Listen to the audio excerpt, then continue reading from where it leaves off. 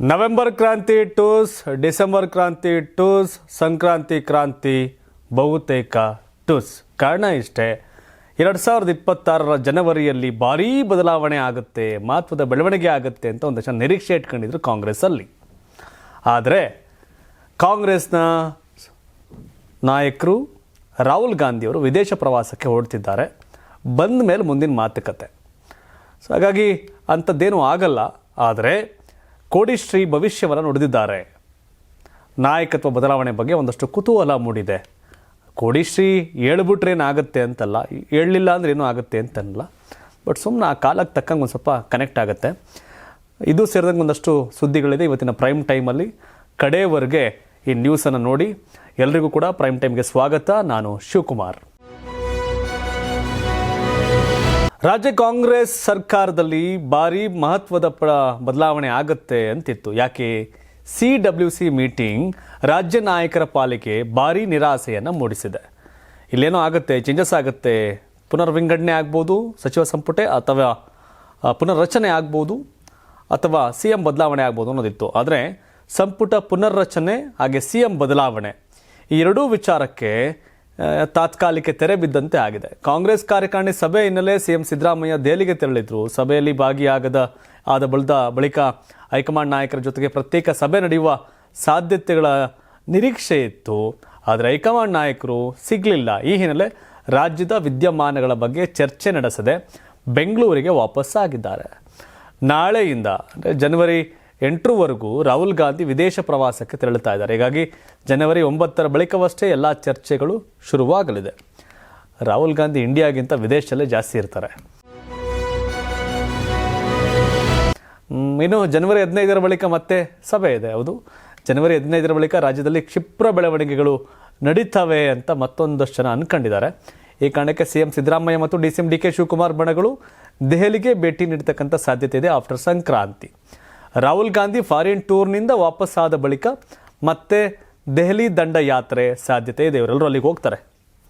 CM ಬದಲಾವಣೆ ವಿಚಾರ ಮಾತ್ರ ಅಲ್ಲ, ಸಚಿವ ಸಂಪುಟ ಪುನರ್ರಚನೆ ತಯಾರಿಗೂ ವೇಗ ಸಿಗಬಹುದು ಅಂತ ಹೇಳಲಾಗ್ತಾ ಇದೆ. ಸದ್ಯಕ್ಕೆ DK ವಿಚಾರದಲ್ಲಿ ಹೈಕಮಾಂಡ್ ಅಷ್ಟೇನು ಗಮನ ಕೊಡ್ತಿರುವಂತೆ ಕಾಣ್ತಾ ಇಲ್ಲ. ಆದರೆ CM ಸಿದ್ದರಾಮಯ್ಯ ಜೊತೆ KC ವೇಣುಗೋಪಾಲ್ ಚರ್ಚಿಸಿದ್ರು. ಜನವರಿಯಲ್ಲಿ ಚರ್ಚಿಸೋಣ ಅಂತ ಹೇಳಲಾಗಿದೆಯಂತೆ. ಹೀಗಾಗಿ ಜನವರಿಯಲ್ಲಿ ಕ್ರಾಂತಿ ಏನಾಗಲಿದೆ ಅನ್ನೋ ಕುತೂಹಲ ಮೂಡಿಸಿದೆ. ಇನ್ನು ಸುರ್ಜೇವಾಲಾ ಅವರು ಯಾಕೋ ಸೈಲೆಂಟ್ ಆಗಿದ್ದಾರೆ. ಸುರ್ಜೇವಾಲಾ ಅವರು ಬಂದರು, ಮೀಟಿಂಗ್ ಮಾಡಿ ರಿಪೋರ್ಟ್ ಅಂದರು, ಅವರೇ ಸೈಲೆಂಟ್ ಆಗಿಬಿಟ್ಟಿದ್ದಾರೆ. ರಾಜ್ಯದಲ್ಲಿನ ಸಣ್ಣ ಪುಟ್ಟ ವಿಷಯಗಳಿಗೂ ಪ್ರತ್ಯಕ್ಷವಾಗ್ತಿದ್ದಂಥ ಕಾಂಗ್ರೆಸ್ ಉಸ್ತುವಾರಿ ಸುರ್ಜೇವಾಲಾ ಸದ್ಯ ಫುಲ್ ಸೈಲೆಂಟ್ ಮೋಡ್ನಲ್ಲಿದ್ದಾರೆ. ಪದೇ ಸರಣಿ ಸಭೆ ನಡೆಸಿ ಶಾಸಕರು ಸಚಿವರ ಅಹವಾಲುಗಳನ್ನು ಆಲಿಸಿದ್ದ ಸುರ್ಜೇವಾಲಾ ಅವರು ನಾಯಕತ್ವ ಬಿಕ್ಕಟ್ಟಿರಂಥ ಬೆಳವಣಿಗೆಗಳು ನಡೆಯುತ್ತಿದ್ದರೂ ಮೌನಕ್ಕೆ ಜಾರಿರೋದು ತೀವ್ರ ಚರ್ಚೆಗೆ ಕಾರಣ ಆಗಿದೆ. ನಾಯಕತ್ವ ವಿಚಾರ ಸಂಬಂಧ ಸುರ್ಜೇವಾಲಾ ಅವರು ಹೈಕಮಾಂಡ್ಗೆ 2 ಬಾರಿ ಪತ್ರ ಬರೆದಿದ್ದರಂತೆ. ಆದರೆ ಯಾವುದೇ ಪ್ರತಿಕ್ರಿಯೆ ಬಂದಿಲ್ಲ. ತಮ್ಮ ಪ್ರಭಾವ ಕುಗ್ಗುತ್ತಿರುವ ಸೂಚನೆ ದೊರೆತ ಹಿನ್ನೆಲೆ ರಾಜ್ಯ ರಾಜಕೀಯದಿಂದ ದೂರ ಸರಿದಿದ್ದಾರೆ ಅಂತ ಮೂಲಗಳು ತಿಳಿಸಿವೆ.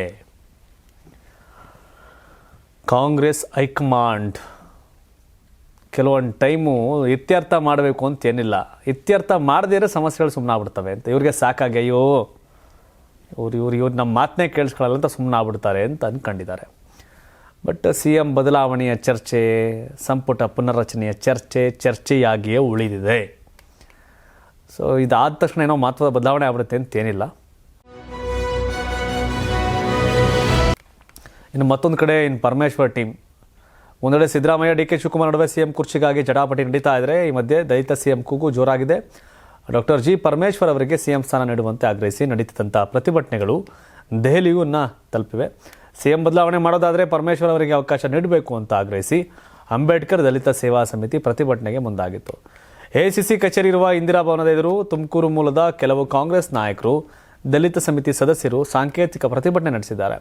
ಇನ್ನು KC ವೇಣುಗೋಪಾಲ್ ಭೇಟಿಯಾಗಿ ಸೋನಿಯಾ ಗಾಂಧಿ ಅವರಿಗೆ ಮನವಿ ಪತ್ರವನ್ನು ರವಾನಿಸಿದ್ದಾರೆ. ಪರಮೇಶ್ವರ್ ಅವರು ಏನಾಗ್ತಾರೆ, ಮುಖ್ಯಮಂತ್ರಿ ಆಗಬೇಕು ಅನ್ನೋದೊಂದು ಒತ್ತಡ. ಬಟ್ ಎಲ್ಲ ನಿರೀಕ್ಷೆ ಇಟ್ಕೊಂಡು ರೆಡಿಯಾದಂಥ DK ಶಿವಕುಮಾರ್ ಅವ್ರ ಕೈಲೇ ಆಗ್ತಾಯಿಲ್ಲ. ಡೇಟ್ ಫಿಕ್ಸ್ ಮಾಡ್ಕೊಂಡಿದ್ರು, ಮುಹೂರ್ತ ಫಿಕ್ಸ್ ಮಾಡ್ಕೊಂಡಿದ್ರು. DK ಶಿವಕುಮಾರ್ ಕೈಲೇ ಆಗ್ತಾಯಿಲ್ಲ. ಇನ್ನು ಪರಮೇಶ್ವರ್ ಸಾಧ್ಯನಾ? DK ಆಗದಿರ ನನಗಾಗಲಿ ಅಂತ ಅವ್ರ ಲೆಕ್ಕಾಚಾರ. ಬದಲಾದರೆ ಸಿದ್ದರಾಮಯ್ಯ ಎಳಿರ ಕುರ್ಚಿ ಮೇಲೆ ನಾನು ಕೂರಬೇಕು ಸಿ ಎಂ ಸ್ಥಾನಕ್ಕೆ ಅನ್ನೋದು ಲೆಕ್ಕಾಚಾರ. ಬಟ್ ಕಾಂಗ್ರೆಸ್ ಹೈಕಮಾಂಡ್ ಒಂಥರ ವಿಚಿತ್ರವಾದ ಗೇಮ್ ಆಡ್ತಾ ಇದೆ, ನೋಡ್ಬೇಕೇನಾಗತ್ತೆ ಅಂತ.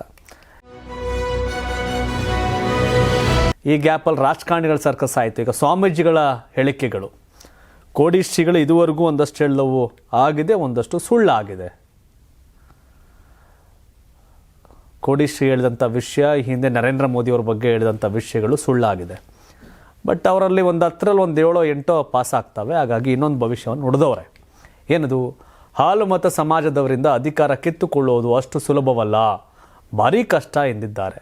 ಈ ಮೂಲಕ ತಾನಾಗಿಯೇ ಸಿದ್ದರಾಮಯ್ಯನವರು ಅಧಿಕಾರ ಬಿಟ್ಟು ಕೊಟ್ಟರೆ ಮಾತ್ರ ಬೇರೆಯವರಿಗೆ ಅವಕಾಶ ಸಿಗ್ಬೋದು ಅಂತ ಪರೋಕ್ಷವಾಗಿ ಹೇಳಿದ್ದಾರೆ. ಇನ್ನು ಅರಸನ ಅರಮನೆಗೆ ಕಾರ್ಮೋಡ ಕವಿದಿದೆ, ಅರಸನ ಭಂಡಾರವೇ ಬಜೆಟ್. ವರ್ಷದ ಬಜೆಟ್ ಮುಗಿದ ಬಳಿಕ ಅವರಾಗಿಯೇ ಸ್ಥಾನ ಬಿಟ್ಟು ಕೊಟ್ಟರೆ ಮಾತ್ರ ಬೇರೆಯವರಿಗೆ ಅವಕಾಶವಿದೆ, ಇಲ್ಲವಾದರೆ ಕಷ್ಟವಿದೆ ಎಂದು ಕೋಡಿಶ್ರೀಗಳು ಭವಿಷ್ಯ ನುಡಿದಿದ್ದಾರೆ. ಇದ್ರ ಬದಲು ಈ ಡೇಟ್ಗೆ ರಾಜೀನಾಮೆ ಕೊಡ್ತಾರೆ ಅಂತ ಹೇಳಬೇಕು, ಈ ಡೇಟ್ಗೆ ಇವ್ರು ಸಿ ಎಂ ಆಗ್ತಾರೆ ಅಂತ ಹೇಳಬೇಕು. ಸುಮ್ಮನೆ ತೇಲ್ಸ್ಬಿಡ್ತಾರೆ ಹಿಂಗೆ. ಹಾಗಾಗಿ ನಿಮ್ಮ ಖುಷಿಗೆ ಒಂದಷ್ಟು ಇರಲಿ ಅಂತ ಅವ್ರು ಹೇಳಿದಂಥ ಭವಿಷ್ಯ ನಿಮ್ಗೆ ಹೇಳ್ತೀವಿ ಅಷ್ಟೇ. ಹಾಗಾಗಿ ಇದನ್ನೇ ನೆಚ್ಕೊಂಡು ನಂಬ್ಕೊಂಡು ಕೆಲವರು ಖುಷಿ, ಕೆಲವರು ಕಸಿವಿಸಿ ಮಾಡ್ಕೊಳ್ಳೋ ಅವಶ್ಯಕತೆ ಇಲ್ಲ. ಬಿಜೆಪಿ ರಾಜ್ಯಾಧ್ಯಕ್ಷ BY ವಿಜಯೇಂದ್ರ ಹೇಳಿಕೆಗಳಿಗೆ ಸಚಿವ MB ಪಾಟೀಲ್ ಕೆರಳಿ ಕೆಂಡವಾಗಿದ್ದಾರೆ. ಸರ್ಕಾರವನ್ನು ವಿಸರ್ಜನೆ ಮಾಡಿ ಅಂತ ಹೇಳೋದಕ್ಕೆ ಇವರು ಯಾರು? ಇವೆಲ್ಲ ಬಾಲಿಶ ಹೇಳಿಕೆಗಳು. ಫಸ್ಟ್ ಟೈಮ್ MLAಗಳನ್ನು ಪಕ್ಷದ ಅಧ್ಯಕ್ಷರನ್ನಾಗಿ ಮಾಡಬಾರ್ದು ಅಂತ ಇದಕ್ಕೆ ಹೇಳೋದು. ಅವರಿಗೆ ಮೆಚುರಿಟಿ ಇಲ್ಲ, ಅದಕ್ಕಾಗಿ ಅವರನ್ನ ಸೀನಿಯರ್ಸ್ ಯಾರೊಬ್ಬರು ಒಪ್ತಾ ಇಲ್ಲ ಅಂತ ಕುಟುಕಿದ್ದಾರೆ. ಈಗಾಗಲೇ ಮುಖ್ಯಮಂತ್ರಿಗಳು ಬಹಳ ಸ್ಪಷ್ಟವಾಗಿ ಹೇಳಿದ್ದಾರೆ, ಹೈಕಮಾಂಡ್ ನಿರ್ಧಾರ ತೆಗೆದುಕೊಳ್ತಾರೆ, ಇದು ನಮ್ಮ ಆಂತರಿಕ ವಿಚಾರ. ನಿಮ್ಮ ತಂದೆಯವರಿಗೆ 2 ಬಾರಿಯೂ ಟರ್ಮ್ ಕಂಪ್ಲೀಟ್ ಮಾಡೋಕೆ ಬಿಡಲಿಲ್ಲ ನಿಮ್ಮ ಹೈಕಮಾಂಡ್. ಸದನದಲ್ಲಿ ಕಣ್ಣೂರು ಹಾಕಿದ್ದಾರೆ ನಿಮ್ಮ ತಂದೆ, ಅದನ್ನೊಮ್ಮೆ ನೆನಪಿಸ್ಕೊಳ್ಳಿ ವಿಜೇಂದ್ರ ಅಂತ MB ಪಾಟೀಲ್ ಖಡಕ್ಕಾಗಿ ಟಾಂಗ್ ಕೊಟ್ಟಿದ್ದಾರೆ. ಕರೆಕ್ಟ್, ಅದು ವಿಜೇಂದ್ರ ಅವ್ರಿಗೆ ನೆನ್ಪು ಮಾಡ್ಕೋಬೇಕು. ಯಡಿಯೂರಪ್ಪನವರು ಟರ್ಮ್ ಕಂಪ್ಲೀಟ್ ಮಾಡ್ಲಿಕ್ಕೆ ಬಿಡಲಿಲ್ಲ ಅವ್ರ ಹೈಕಮಾಂಡ್. ಒಂದು ಸಲ ಜೈಲಿಗೆ ಹೋಗಿ ಬಂದರು, ಆ ಟೈಮಲ್ಲಿ ಇಳಿದಿದ್ದು. ಇನ್ನೊಂದು ಸಲ ಅವ್ರು ಇಳಿಸಿ ಬೊಮ್ಮಾಯಿ ಅವ್ರನ್ನ ಮುಖ್ಯಮಂತ್ರಿ ಮಾಡಿದ್ರು. MB ಪಾಟೀಲ್ ಟಾಂಗ್ ಕೊಟ್ಟಿದ್ದಾರೆ. But Vijayendra first time MLA ಇರಬಹುದೇನೋ, ಬಟ್ ರಾಜಕಾರಣ ಒಂದು 20 ವರ್ಷದಿಂದ ಮಾಡ್ತಾ ಇದ್ದಾರೆ ಅವರು, BY ವಿಜಯೇಂದ್ರ. ಬಟ್ ಹೌದು, ವಿಶ್ವಾಸಕ್ಕೆ ತಗೋಬೇಕಾಗಿತ್ತು. ಅದೇ MB ಪಾಟೀಲ್ ಅವರ ಸ್ನೇಹಿತ ಯತ್ನಾಳ್ ಅವ್ರನ್ನೇ ವಿಶ್ವಾಸಕ್ಕೆ ತಗೊಂಡಿಲ್ಲ ವಿಜೇಂದ್ರ ಅವರು. ಅವ್ರು ನಾಚಿಕೆ ಹಾಕಿದ್ದಾರೆ ಯತ್ನಾಳ್ ಅವ್ರನ್ನ. ಮತ್ತೇನೋ ದೊಡ್ಡ ವಿಷಯ ಏನಲ್ಲ, ಇವ್ರ ಸಂಘರ್ಷ ಏನು ದೊಡ್ಡ ಇಂಪ್ಯಾಕ್ಟ್ ಏನು ಆಗಲ್ಲ. MB ಪಾಟೀಲ್ ಅವರು ಹಾಗೆ ವಿಜೇಂದ್ರ ಅವ್ರ ನಡುವಿನ ಸಂಘರ್ಷ ದೊಡ್ಡದೇನು ಆಗಲ್ಲ. Karnataka CM versus Kerala CM. ಹೌದು, Karnataka CM versus Kerala CM ಅನ್ನೋದಕ್ಕಿಂತ INDA ಮೈತ್ರಿಕೂಟ ವರ್ಸಸ್ INDA ಮೈತ್ರಿಕೂಟ. ಯಾಕಂದರೆ ಇವರೆಲ್ಲ ಕಾಂಗ್ರೆಸ್ ದೋಸ್ತೆ ಇವರೆಲ್ಲ. ಏನು ಕೇರಳ ಮುಖ್ಯಮಂತ್ರಿ LDF, ಅಪೋಸಿಷನ್ ಪಾರ್ಟಿ UDF ಇಬ್ಬರು ಕೂಡ ದೋಸ್ತಿನೇ. ಜನರ ದೃಷ್ಟಿಯಲ್ಲಿ ಕಿತ್ತಾಡ್ತಾರೆ ಅಷ್ಟೇ. ಈಗ ಕರ್ನಾಟಕದ ವಿಷಯಕ್ಕೆ ಒಂದು ಸ್ವಲ್ಪ ಕೈ ಹಾಕಿದ್ದಾರೆ. ಏನದು? ಕರ್ನಾಟಕ ರಾಜ್ಯದ ವಿಚಾರವೊಂದಕ್ಕೆ ಇಬ್ಬರು ಮುಖ್ಯಮಂತ್ರಿಗಳ ಮಧ್ಯೆ ಟಾಕ್ ವಾರ್ ಶುರುವಾಗಿದೆ. ಕೇರಳ CM ಪಿಣರಾಯಿ ವಿಜಯನ್ ಕರ್ನಾಟಕ ಸರ್ಕಾರದ ಬಗ್ಗೆ ಟೀಕೆ ಮಾಡಿದರು. ಬುಲ್ಡೋಜರ್ ಕಾರ್ಯಾಚರಣೆಗೆ ಹೋಲಿಸಿದ್ದಕ್ಕೆ CM ಸಿದ್ದರಾಮಯ್ಯ ಕೆರಳಿ ಕೆಂಡವಾಗಿದ್ದಾರೆ. ಕೇರಳ CM ಒಬ್ಬ ಕಮ್ಯುನಿಸ್ಟ್ ಅಂತ ಗುಡುಗಿದ್ದಾರೆ. ಅದೇ ಕಮ್ಯುನಿಸ್ಟ್ ಜೊತೆ ಕೂತ್ಕೊಂಡು ಕೋಳಿ ಸಾರು ತಿಂತಾರೆ ಇವರು. ಕರ್ನಾಟಕದ ಕಮ್ಯುನಿಸ್ಟ್ ನಾಯಕರ ಲೀಡರ್ ಯಾರು ಗೊತ್ತಾ? ಸಿದ್ದರಾಮಯ್ಯನವರು. ಕರ್ನಾಟಕದ ಕಮ್ಯುನಿಸ್ಟ್ ನಾಯಕರ ಸಪೋರ್ಟ್ ಮಾಡಿದಾರೆ ಗೊತ್ತಾ? ಕಾಂಗ್ರೆಸ್ ಅವ್ರಿಗೆ. ಕೇರಳದಲ್ಲಿ ಕಚ್ಚಾಡ್ತಾರೆ, ಕರ್ನಾಟಕ ಬಂದು ದಾಟ್ ಹೋದ್ಮೇಲೆ ಇಬ್ಬರು ಕೂಡ ಮುದ್ದಾಡ್ತಾರೆ. ಏನು ಕಮ್ಯುನಿಸ್ಟ್ ಪಾರ್ಟಿ ಕಾಂಗ್ರೆಸ್ ಪಾರ್ಟಿ ಸಂಬಂಧ ಹಾಲು ಜೇನಿನಂತೆ ನೀರು ಹಾಲನ್ನು ಬೆರೆತೋಗ್ಬಿಟ್ಟೈತೆ ಇದು. ಕರ್ನಾಟಕದ ಪ್ರತಿಯೊಬ್ಬ ಕಮ್ಯುನಿಸ್ಟ್ ನಾಯಕರು ಸಿದ್ದರಾಮಯ್ಯನವ್ರ ಸಮರ್ಥಕರು. ಅದೇ ಆ ಕಮ್ಯುನಿಸ್ಟ್ ಪಾರ್ಟಿ CM ಕೇರಳದವರು ಕರ್ನಾಟಕ CMನ ಟೀಕೆ ಮಾಡ್ತಾರೆ ಈಗ. ಹಾಗಾಗಿ ಈ ಕಮ್ಯುನಿಸ್ಟರ ಕಾಂಗ್ರೆಸ್ಸರ ಕಿತ್ತಾಟ ಇದೆಯಲ್ಲ, ಇದಕ್ಕೆ ಅರ್ಥವೇ ಇಲ್ಲ.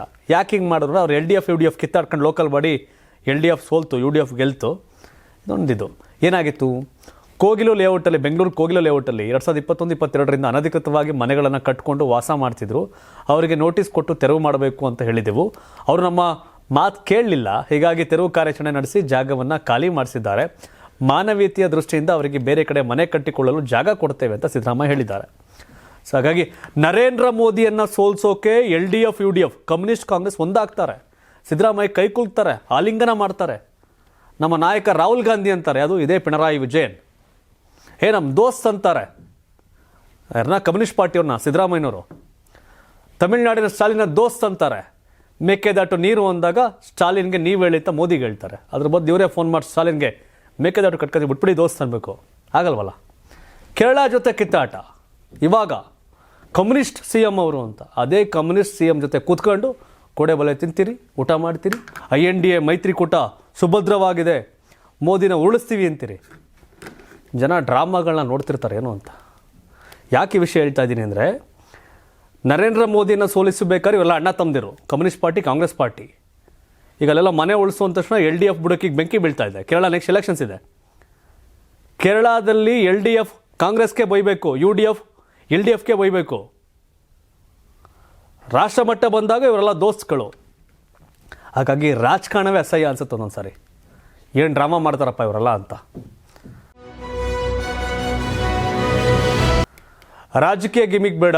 ಎಸ್, ಚುನಾವಣೆ ಸಂದರ್ಭದಲ್ಲಿ ರಾಜಕೀಯ ಗಿಮಿಕ್ ಮಾಡೋದು ಬೇಡ ಈಗಂತ ಕೇರಳ CM ಪಿಣರಾಯಿ ವಿಜಯನ್ ವಿರುದ್ಧ DCM DK ಶಿವಕುಮಾರ್ ಕುಟುಕಿದ್ದಾರೆ. ಪಿಣರಾಯಿ ಸೀನಿಯರ್ ಆಗಿ ವಾಸ್ತವ ಅರ್ಥ ಮಾಡಿಕೊಳ್ಳದೆ ಮಾತನಾಡಿದ್ದಾರೆ. ನಮಗೆ ಬೆಂಗಳೂರಿನ ಬಗ್ಗೆ ಚೆನ್ನಾಗಿ ಗೊತ್ತಿದೆ. ನಾವು ಬುಲ್ಡೋಜರ್ ಪದ್ಧತಿ ಬಳಸಿಲ್ಲ. ಕೆಲವು ಡಂಪ್ ಸೈಟ್ನಲ್ಲಿ ಅಕ್ರಮವಾಗಿ ವಾಸಿಸ್ತಿದ್ರು, ಅದರ ತೆರವು ಮಾಡಲಾಗಿದೆ. ಸರ್ಕಾರಿ ಜಾಗ ಒತ್ತುವರಿ ಮಾಡಲು ಬಿಡಲ್ಲ ಅಂತ DK ಶಿವಕುಮಾರ್ ತಿರುಗೇಟನ್ನು ಕೊಟ್ಟಿದ್ದಾರೆ. ಹೌದು, ಕೊಡಲೇಬೇಕು. ಯಾಕೆ? Congress versus communist party Kerala local body. MP ಅಂತ ಬಂದ ಮೋದಿನ ಮನೆ ಕಳಿಸ್ತೀವಿ ಅಂತಾರೆ ಇಬ್ಬರು ಸೇರಿ. ಅಯ್ಯ ದೇವ್ರೆ, ಲೋಕಸಭೆಯಲ್ಲಿ ವಾರ್ ಮಾಡಬೇಕಾದ್ರೆ ಎಸ್, ಕಾಂಗ್ರೆಸ್ ಕಮ್ಯುನಿಸ್ಟ್ ಇಬ್ಬರು ದೋಸ್ತ್ ಬೆರ್ತೋಗ್ಬಿಟ್ಟವ್ರು ಇಬ್ಬರೂ. ಈಗ ಲೋಕಲ್ ಬಾಡಿ ಬಂದಾಗ ಬೈದ ಜನ ನಂಬಲ್ಲ, ಅದನ್ನು ಡ್ರಾಮಾ ಅಂತಾರೆ. ಹಾಗಾಗಿ ರಾಜಕಾರಣ ಸಿದ್ಧಾಂತ ಇದೆಯಲ್ಲ, ಟೀಕೆ ಟಿಪ್ಪಣಿಗಳು ಯಾವಾಗಲೂ ಒಂದೇ ಆದಿಲ್ ಇರಬೇಕಂತೆ. ಸೊ ಹಾಗಾಗಿ ಕೇರಳದಲ್ಲಿ ಇದು ಒಪ್ಪಕ್ಕೆ ರೆಡಿ ಇಲ್ಲ. ವೈ? ಕಮ್ಯುನಿಸ್ಟ್ ಪಾರ್ಟಿ ಬೇರೆ ಅಲ್ಲ, ಕಾಂಗ್ರೆಸ್ ಬೇರೆ ಅಲ್ಲ. INDA ಮೈತ್ರಿಕೂಟ ವಿಸರ್ಜನೆ ಮಾಡಬೇಕಿಲ್ಲ ಅಂದರೆ ಅದರ ಮೈತ್ರಿಕೂಟನ. ಮನ್ರೇಗಾ ಬಚಾವ್ ಆಂದೋಲನ. ಎಸ್, ಕಾಂಗ್ರೆಸ್ ಬತ್ತಳಿಕೆಗೆ ಹೊಸ ಅಸ್ತ್ರ ಸಿಕ್ಕಿದೆ. ಹಲವು ತಿಂಗಳಿಂದ ಕರ್ನಾಟಕ ಸೇರಿದಂತೆ ಹಲವು ರಾಜ್ಯಗಳಲ್ಲಿ ವೋಟ್ ಚೋರಿ ಹೋರಾಟ ಕೈಗೊಳ್ಳಲಾಗಿತ್ತು. ರಾಹುಲ್ ಗಾಂಧಿ ನೇತೃತ್ವದಲ್ಲಿ ಕೇಂದ್ರ BJP ಸರ್ಕಾರದ ವಿರುದ್ಧ ರಣಕಾಳೆ ಮೊಳಗಿಸಲಾಗಿತ್ತು. ಇದೀಗ 2026 ಜನವರಿ 5ರಿಂದ ರಾಮ್ಜಿ ವಿರೋಧಿಸಿ ಮನ್ರೇಗಾ ಬಚಾವ್ ಆಂದೋಲನಕ್ಕೆ ಚಿಂತಿಸಲಾಗಿದೆ. ದೇಶಾದ್ಯಂತ ಪ್ರತಿಭಟನೆ ಕೈಗೊಳ್ಳುವ ಬಗ್ಗೆ ಇಂದಿನಿಂದ CWC ಮೀಟಿಂಗ್ನಲ್ಲಿ ಮಹತ್ವದ ಚರ್ಚೆ ನಡೆಸಲಾಗಿದೆ. ಈ ಬಗ್ಗೆ CM ಸಿದ್ದರಾಮಯ್ಯ ದಿಲ್ಲಿಯಲ್ಲಿ ಸ್ಪಷ್ಟನೆ ಕೊಟ್ಟಿದ್ದಾರೆ. ಗುಡ್, ವೋಟ್ ಚೋರಿ ಮುಗಿತು, ಈಗ ಶುರು ಮಾಡಿದ್ರು. ರಾಹುಲ್ ಗಾಂಧಿ ಈಗ ಫಾರಿನ್ಗೆ ಹೋಗ್ತಾರೆ, ಬಂದಮೇಲೆ ಈ ಹೋರಾಟ ಶುರು ಮಾಡ್ತಾರೆ. ಮುಗಿದ್ಮೇಲೆ ಸಿದ್ದರಾಮಯ್ಯ ಬಜೆಟ್ಟು. CM ಚೇಂಜ್ ಇಲ್ಲ, ಕ್ಯಾಬಿನೆಟ್ ಪುನರ್ರಚನೆ ಸದ್ಯಕ್ಕಿಲ್ಲ. ಇನ್ನು ಮೃತ ಗಾನ್ವಿ ಪತಿ ಸೂರಜ್ ಸೂಸೈಡ್. ಎಸ್, 3 ದಿನಗಳ ಹಿಂದೆ ಅಷ್ಟೇ ಆತ್ಮಹತ್ಯೆಗೆ ಯತ್ನಿಸಿದ 24 ವರ್ಷದ ನವ ವಿವಾಹಿತೆ ಗಾನ್ವಿ ಮೃತಪಟ್ಟಿದ್ರು. ಇದೀಗ ಆಕೆಯ ಪತಿ ಸೂರಜ್ ಕೂಡ ಆತ್ಮಹತ್ಯೆಗೆ ಶರಣಾಗಿದ್ದಾರೆ. ಅತ್ತೆ ಜಯಂತಿಯು ಆತ್ಮಹತ್ಯೆಗೆ ಯತ್ನಿಸಿದ್ದು ಸಾವು ಬದುಕಿನ ನಡುವೆ ಹೋರಾಡ್ತಿದ್ದಾರೆ. ಬೆಂಗಳೂರಿನ ಬಿ ಚನ್ನಸರದ ಮನೆಯಲ್ಲಿ ಗಾನ್ವಿ ಆತ್ಮಹತ್ಯೆಗೆ ಯತ್ನಿಸಿದ್ರು. ವಿಷಯ ಗೊತ್ತಾಗ್ತಿದ್ದಂತೆ ಪತಿ ಸೂರಜ್ ಕುಟುಂಬಸ್ಥರು ಎಸ್ಕೇಪ್ ಆಗಿದ್ರು. ಮಹಾರಾಷ್ಟ್ರದ ನಾಗ್ಪುರದ ಲಾಡ್ಜ್ನಲ್ಲಿ ಉಳಿದುಕೊಂಡಿದ್ರು. ಗುರುವಾರ ರಾತ್ರಿ ಸೂರಜ್ ಸೂಸೈಡ್ ಮಾಡಿಕೊಂಡಿದ್ದಾರೆ. ಇನ್ನು ತಾಯಿ ಜಯಂತಿಯನ್ನು ಖಾಸಗಿ ಆಸ್ಪತ್ರೆಗೆ ದಾಖಲಿಸಲಾಗಿದೆ. ಕೆಲ ತಿಂಗಳ ಹಿಂದಷ್ಟೇ ಮದುವೆ ಆಗಿದ್ರು, ಆದರೆ ಹನಿಮೂನ್ ಗತ್ತಿನ ಹೋದ್ರು, 3 ದಿನಕ್ಕೆ ವಾಪಸ್ ಬಂದಿದ್ರು. ಒಂದಷ್ಟು ಸಂಘರ್ಷ ಇತ್ತು. ಆತ ಸರಿ ಇಲ್ಲ, ನಪುಂಸಕ, ಆಚೆ ಈಚೆ ಅಂತ ಟೀಕೆ ಮಾಡಿದರು. ಆಕೆ ಗಾನ್ವಿ ತೀರ್ಕೊಂಡ್ರು. ಈಗ ಸೂರಜ್ ಆತ್ಮಹತ್ಯೆ. ಹೀಗಾಗಿ ಮದುವೆ ಆಗಕ್ಕೆ ಮುಂಚೆ ಹುಡುಗನ ಆಸ್ತಿ ಎಷ್ಟು, ಹುಡುಗನ ಮನೆ ಎಷ್ಟಿದೆ, ಹುಡುಗನ ಸೈಟ್ ಎಷ್ಟಿದೆ, ಹುಡುಗನ ಸಂಬಳ ಎಷ್ಟು ಅಂತ ನೋಡೋಕ್ಕೆ ಮೊದಲು ಹುಡುಗ ಸೂಕ್ತನ ಟೆಸ್ಟ್ ಏನೇನು ಮಾಡ್ತೀರಿ ಕೇಳಬೇಕೀಗಷ್ಟೇ. ಕೇವಲ ಬ್ಯಾಲೆನ್ಸ್ನ ಚೆಕ್ ಮಾಡೋಕ್ಕೆ ಹೋಗ್ಬೇಡಿ. ಬದುಕೋಕ್ಕೇನು ಬೇಕು, ಸಂಸಾರ ಮಾಡೋಕ್ಕೇನು ಬೇಕು, ಜೀವನ ಸಾಗಿಸೋಕ್ಕೇನು ಬೇಕು, ಬೇಸಿಕ್ ಸಂಸಾರದ ಒಂದು ಭಾಗ, ಗಂಡ ಹೆಂಡತಿಯ ನಡುವಿನ ಒಂದು ಭಾಗ, ಅವರ ಖಾಸಗಿ ಜೀವನ ಎಲ್ಲದಕ್ಕೂ ಸೇರಿ ವಿಚಾರಣೆ ಮಾಡಬೇಕು. ಬರೀ ಆ ಸೈಟ್ ಎಷ್ಟು, ಬ್ಯಾಂಕ್ ಬ್ಯಾಲೆನ್ಸ್ ಎಷ್ಟು ಕೇಳಿದ್ರೆ ಆಗಲ್ಲ. ಚೆನ್ನಾಗಿ ನೋಡ್ಕೋತಾನ, ನಡೆಸ್ಕೋತಾಳ ಅಷ್ಟೇ ಅಲ್ಲ, ಅಟ್ಲೀಸ್ಟ್ ಒಂದು ಎಜುಕೇಟೆಡ್ ಮಾಡಬೇಕು ಪೇರೆಂಟ್ಸು ಮಕ್ಕಳನ್ನ. ಆ ಥರದ ತಿಳುವಳಿಕೆ ಇರಬೇಕು ಎಲ್ರಿಗೂ. ಮದುವೆ ಆಗಿ ಇದೆಲ್ಲ ಆದಮೇಲೆ ಆತ ಗಂಡಸಲ್ಲ, ಆತ ಷಂಡ ಅನ್ನೋದು ಒಂದು ಭಾಗ, ಇನ್ನು ಆಕೆ ಇನ್ನೊಂದು ಅಫೇರ್ ಒಂದು ಏನೇನು ಹೇಳೋದು. ಸೊ ಅಸಹ್ಯದ ಪರಮಾವಧಿಗಳು. ಸೊ ಹಾಗಾಗಿ ಭಾಳ ಚೆನ್ನಾಗಿ ನೋಡ್ತಿರ್ತೀರಿ ಇದನ್ನು. ನಾಳೆ ನಿಮ್ಮ ಮಕ್ಕಳನ್ನ ಯಾರಿಗೋ ಮದುವೆ ಮಾಡಬೇಕಾದ್ರೆ ಆತನ ಬ್ಯಾಂಕ್ ಬ್ಯಾಲೆನ್ಸ್ನು, ಸೈಟು, ಮನೆ, ಆಸ್ತಿ ಪಾಸ್ತಿ ನೋಡೋದು ಒಂದು ಭಾಗ. ನೋಡ್ತೀರಿ, ಯಾರು ನೋಡೋದೇ ಇರಲ್ಲ. ನಾವು ಇದೆಲ್ಲ ಆಗ್ಬಿಡ್ತು ಅಂದ ತಕ್ಷಣ ನೋಡೋದ್ರ ಜೊತೆಗೆ ಅದನ್ನು ಅಟ್ಲೀಸ್ಟ್ ಸರ್ಕಾರವೇ ಕಡ್ಡಾಯ ಮಾಡಬೇಕು. ಗಂಡು ಹೆಣ್ಣಿನ ಮದುವೆಗೆ ಮುಂಚೆ ಅವರ ದೈಹಿಕ ಪರೀಕ್ಷೆಗಳೇನಾರ ಬೇಸಿಕ್ ಒಂದಷ್ಟು ಫಿಕ್ಸ್ ಮಾಡಬೇಕಾಗುತ್ತೆ. ಯಾಕಂದರೆ ಈ ರೀತಿಯ ಪ್ರಕರಣಗಳು ಭಾಳಷ್ಟು ಆಗ್ತಾ ಇದೆ ಇತ್ತೀಚೆಗೆ. ಈ ರೀತಿ ಪ್ರಕರಣಗಳು ಜಾಸ್ತಿ ಆಗ್ತಾ ಇದೆ. ಜೊತೆಗೆ ಇನ್ನೊಂದಷ್ಟು ಗೊತ್ತಿರಲಿ, ಮದುವೆಯಾಗಿ ಎಲ್ಲವೂ ಆದರೂ ಕೂಡ ಮಕ್ಕಳಾಗಲ್ಲ ಅಂತ. ಅದು ಬೇರೆ ನಮ್ಮ ಜೀವನ ಶೈಲಿ ಬದಲಾಗ್ತಿರೋ ಕಾರಣ ಮಕ್ಕಳಾಗ್ತಿಲ್ಲ, ಭಾಳ ಸಮಸ್ಯೆ ಇದೆ. ಅವೆಲ್ಲ ಕೂಡ ಆಗ್ತಿದೆ. ಆದರೆ ಮದುವೆ ಆಗಕ್ಕೆ ಕೆಲವರು ಹೆಣ್ಣು ಒಪ್ತಿಲ್ಲ. ಹಳ್ಳಿಲಿ ಹುಡುಗರಿದ್ದಾರೆ, ಅವ್ರು ಕೆಲಸ ಮಾಡಬೇಕು ಅಂತ. ಇವೆಲ್ಲ ಸಂಘರ್ಷಗಳಿದೆ. ಇದೊಂದು ರೀತಿಯ ಸಾಮಾಜಿಕ ಸಮಸ್ಯೆ. ಸರ್ಕಾರ ಈ ದಿಸೆಯಲ್ಲಿ ಒಂದಷ್ಟು ಅವೇರ್ನೆಸ್ ಕ್ರಿಯೇಟ್ ಮಾಡಬೇಕು. ಎಸ್, ತಾವೇನು ಹೇಳ್ತೀರಿ? ಸಿದ್ದರಾಮಯ್ಯ ಮತ್ತು ಡಿ ಕೆ ಶಿವಕುಮಾರ್ ನಡುವಿನ ಸಂಘರ್ಷ, ಹಾಗೆ ಕೇರಳ ಕರ್ನಾಟಕ ನಡುವಿನ ಸಂಘರ್ಷ, ಹಾಗೆ ಮತ್ತು ಈ ಗಾನ್ವಿ ಮತ್ತು ಸೂರಜ್ ಅವರ ಪ್ರಕರಣ. ಕಾಮೆಂಟ್ ಮಾಡಿ. ಧನ್ಯವಾದ. ಇದು ಕರ್ನಾಟಕ ಟಿವಿ, ಕನ್ನಡಿಗರ ಧ್ವನಿ.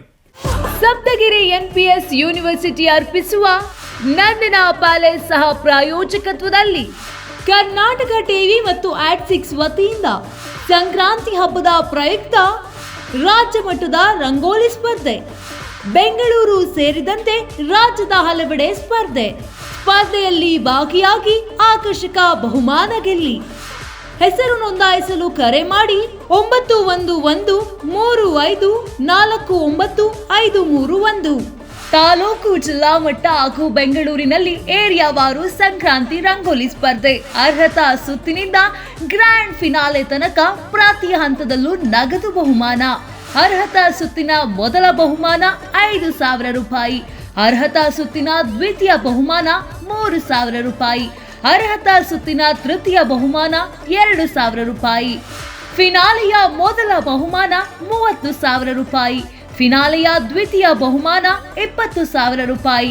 ಫಿನಾಲೆಯ ತೃತೀಯ ಬಹುಮಾನ 10,000 ರೂಪಾಯಿ. ಒಟ್ಟಾರೆ 5 ಲಕ್ಷ ನಗದು ಬಹುಮಾನ ವಿತರಣೆ.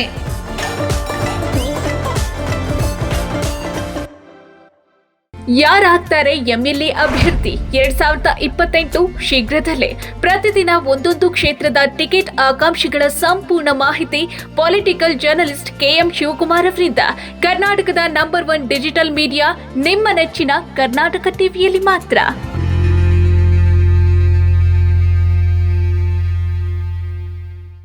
ನೀವು ಸಣ್ಣ ಆಗ್ಬೇಕಲ್ವಾ? ಅದು ಒಂದು ಉತ್ತಮ ಆಹಾರದಿಂದ ಸಣ್ಣ ಆಗ್ಬೇಕಲ್ವಾ? ಪ್ರತಿದಿನ ನಮ್ಮ ಜೀನಿ ಸ್ಲಿಮ್ ನ ಯೂಸ್ ಮಾಡಿ ಯಾವುದೇ ಸೈಡ್ ಎಫೆಕ್ಟ್ ಇಲ್ದಂಗೆ ನೀವು ಸಣ್ಣ ಆಗ್ತೀರಾ.